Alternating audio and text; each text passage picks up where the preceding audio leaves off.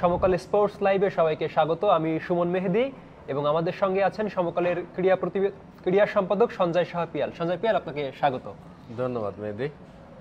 প্রথমে জানতে চাবো আপনার ঘুমটা কেমন হয়েছে, কারণ কাল রাত 8টায় 8:30টায় খেলা হয়েছে ভারতের এবং আফগানিস্তানের, এরপরে ইংল্যান্ডের খেলা ছিল ফুটবল, ইংল্যান্ড ডেনমার্ক, এরপর ছিল সবথেকে হাই ভোল্টেজ ম্যাচ ইতালি এবং স্পেন, ভোরবেলা আর্জেন্টিনার খেলা, এরপরে আবার বাংলাদেশের খেলা।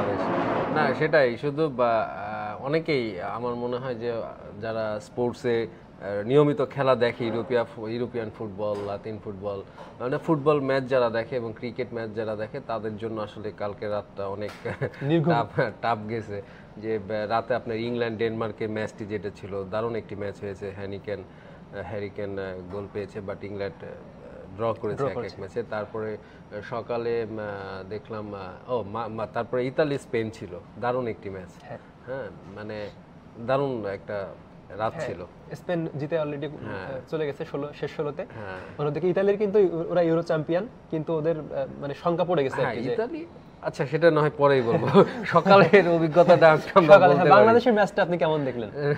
না সেটাই, বাংলাদেশের ম্যাচটা যেটা হয়েছে আপনিও দেখেছেন যে আমাদের প্রত্যাশা কিন্তু, আমরা যদি দেখি আমরা র্যাঙ্কিং এ 9, ওরা 2।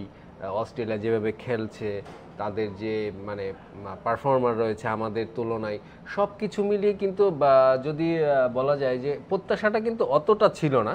যেটা ছিল আসলে যে আমরা একটু ফাইট দেব তাদের সাথে, তাদের বোলারদের উপর আমরা চার্জ করব, আমাদের বোলাররা তাদের উপরে একটু ভয়ঙ্কর পরিবেশ তৈরি করবে, তাদেরকে একটু চাপে রাখবে এবং অ্যাটলিস্ট একটা প্রতিদ্বন্দ্বিতা হবে, এমন একটা কিন্তু সবাই আশা করেছিল। হ্যাঁ, তো অস্ট্রেলিয়াকে হারিয়ে সুপার 8-এ আমরা সেমিতে এক পথ আগায় যাব, এটা খুব একটা হয়তো মানুষের আশা ছিল না, বাট একটা প্রতিদ্বন্দ্বিতা আশা করেছিল। ভালো খেলাটা। আচ্ছা, এইখানে বাংলাদেশ 140 রান করে আটকে গেছে।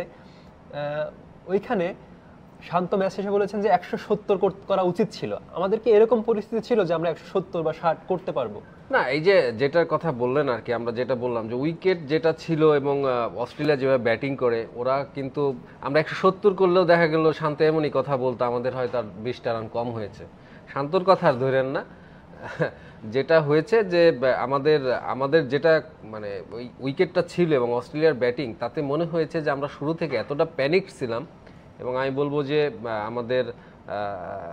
আমাদের যে তানজিদ তামিম, তিনি আউট হয়ে গেছেন শুরুতে, সেটা ঠিক আছে, বাট লিটন তারপরে যা খেললো আর কি, মানে এটা হরিবল। এটা একটা এমন একটা প্যানিক তৈরি করলো যে মানে পুরা ওরা চেপে ধরলো, ওদের ফিল্ডাররা করে যেভাবে খেললো, কিন্তু পরে হৃদয় যেভাবে খেললো, তখন তো আজকের ম্যাচটি যদি দেখি আমরা, একদম মানে আমি বলবো যে এখানে লিটনের শুরুর ওই প্যানিকটা, এবং শান্ত কিন্তু সার্ভাইভ করছে, বাট শান্তর এই ইনিংসটা আপনি কি বলবেন?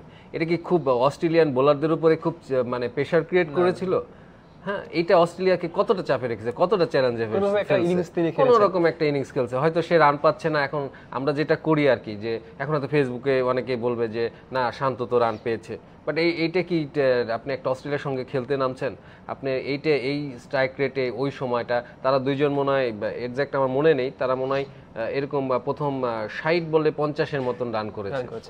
আপনি যে মাঠে খেলা হয়েছে আজকে অ্যান্টিগাতে, সেখানে আপনার ব্যাটিং ফ্রেন্ডলি, এবং এইখানে আপনি দেখা যায় যে এই বিশ্বকাপে যে ম্যাচগুলো হয়েছে তাতে প্রায় 9 করে রান হয়েছে ওভার প্রতি, আর শান্ত আর লিটন সেখানে আপনার 6-এর নিচে আপনার রান করেছে।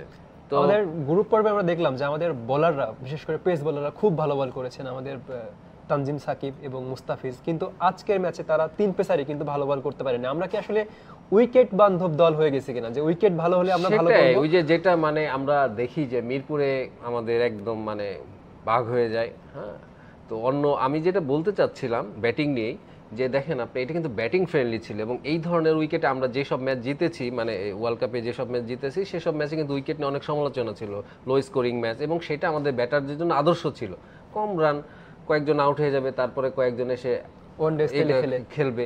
কিন্তু এই ধরনের উইকেটে, যেখানে নাকি আপনার 200-র মতন চেস করতে হয়, 200 রানের টার্গেট রাখতে হয়, এই ধরনের উইকেটে কিন্তু আমরা আসলে এখনো আমরা প্রিপেয়ার্ড না। আপনি খেয়াল করেন, আমরা পুরো ইনিংসে মাত্র 3টে 6 মেরেছে, 2টি তাওহিদ হৃদয়, একটি মনে হয় শান্ত।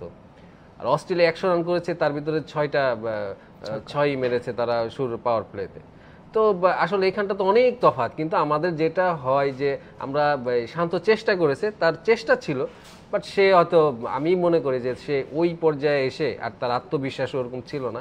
সে চেষ্টা করেছে, বাট ওইটা খুব একটা দলের জন্য কিছু ছিল না। এবং আমার যেটা ভালো লেগেছে, বাট ওইটা তো ক্লিক করেনি, সেটা হলো রিশাদকে 4-এ নিয়ে আসা হয়েছিল যে রান রেটটা একটু বাড়ানোর জন্য, কারণ সে রিভার্স সুইপটা ভালো খেলে। আমরা শ্রীলঙ্কার সাথে সিলেটে তাকে এরকম একটা দারুণ ইনিংস খেলে দিয়েছি, হয়তো সে কারণে তাকে 4-এ উঠিয়েছে। বাট সাকিব কি করলো?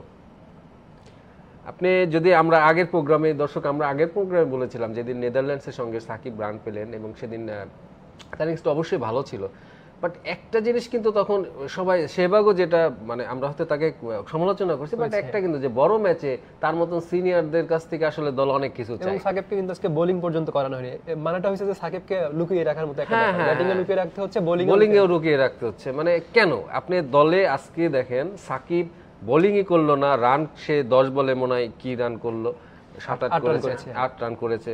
তো এইটা দিয়ে কি আপনি মনে করেন যে অস্ট্রেলিয়ার সঙ্গে ম্যাচ রিয়াদ কি করলো? প্রত্যেকদিন কেউ খেলবে না, এটা কেউ আশাও করে না, বাট কি আশা করে? তাদের কাছে একটা ক্যামিও, ছোট ছোট ক্যামিও ইউজ করে দলের পরিস্থিতিতে হয়তো তার 7 বলে 17 রানের একটা ইনিংসই অনেক বড় ব্যাপার, ম্যান অফ দ্য ম্যাচের চেয়ে বেশি। এই ধরনের ইম্প্যাক্ট ইনিংস তো আমাদেরকে কেউ খেলতে পারছে না, একমাত্র তাওহিদ হৃদয় ছাড়া। তাওহিদ হৃদয় একদম মানে টি-20-র সাথে সে দারুণভাবে মানিয়ে গেছে, এবং সে কিন্তু শুধু এই ম্যাচ না, পুরা ধারাবাহিকতা সে বজায় রেখেছে। সে একমাত্র আজকে একটা ক্যাচ মিস করেছে, যাও তাওহিদ হৃদয় একমাত্র অস্ট্রেলিয়ান বোলারদের উপরে চার্জ করেছে আজকে, তাছাড়া আর কেউই আমাদের কিছুই করতে পারেনি। আমাদের কোচ উনি ম্যাচের আগের দিন বলেছিলেন যে আমরা যদি কন্ডিশনের সহায়তা পাই, কন্ডিশনের সুবিধা পাই, তাহলে হয়তো আমাদের চান্স আছে। আবার ম্যাচ শেষে আমাদের অধিনায়ক শান্ত বলেছেন যে রিশাদকে যে আগে নামানোটা একটা জোয়ার মতো ছিল, এবং অস্ট্রেলিয়ার মতো দলকে হারাতে গেলে জোয়াটা খেলতে হবে। আলটিমেটলি এই ব্যাপারটাগুলো আপনি কিভাবে দেখেন, যে আসলেই কি তাই? হ্যাঁ, অবশ্যই তাই। কোচ যেটা বলেছে এবং এটা আমরাও বিশ্বাস করি, আসলে অনেকে বলি না, সেটা হলো যে পিচের একটু সহায়তা ছাড়া একটু স্লো হবে, লো হবে, বলটা নিচু হয়ে যাবে, বলটা হঠাৎ আনইভেন বাউন্স হবে, এই ধরনের উইকেটে আমাদের বোলাররা ভালো করবে, বোলাররা একটা কম রানে আটকে দিবে প্রতিপক্ষকে, তারপরে আমাদের ব্যাটাররা এসে তাদের মতন করে আলটিমেটলি এভারেজ 6-7 বিশ্বকাপে থাকার পরেও আমাদের টুর্নামেন্টটা আসলে ভরসার জায়গাটা বোলিংটা ফ্লুক হয়ে আসলে আমরা রাইট। এবং যেটা হয়েছে আমার মনে হয় যে গ্রুপ পর্ব থেকে আমাদের সুপার 8-এ আসলে এটা অনেকটা ওই প্রাথমিক স্কুল থেকে হাই স্কুলে চলে আসার মতন। হ্যাঁ, এখন তো বড় বড় ভাইরা সব আমাদের মানে প্রতিপক্ষ, মানে এখন কিন্তু আমাদের সামনে ইন্ডিয়ার মতো ম্যাচ, সেখানে ইন্ডিয়ার মতন ম্যাচ আছে। হ্যাঁ, কালকে রাতেই বোধহয় ম্যাচটি 8:30টায়।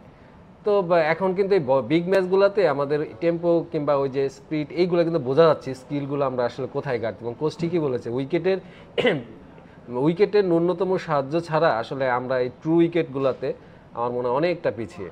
আমরা শেষ করব লাইভ আমাদের পরবর্তী ম্যাচ ভারতের সঙ্গে, তারপরে আফগানিস্তানের সঙ্গে। এই দুই ম্যাচে আমাদের পারফরমেন্স কেমন প্রত্যাশা করেন, কেমন হতে পারে? না, যেটা হয় এটা কিন্তু অস্ট্রেলিয়া ম্যাচের আগে হয় না, এটা ইংল্যান্ড ম্যাচের আগে হবে না, নিউজিল্যান্ড ম্যাচের আগে হবে না।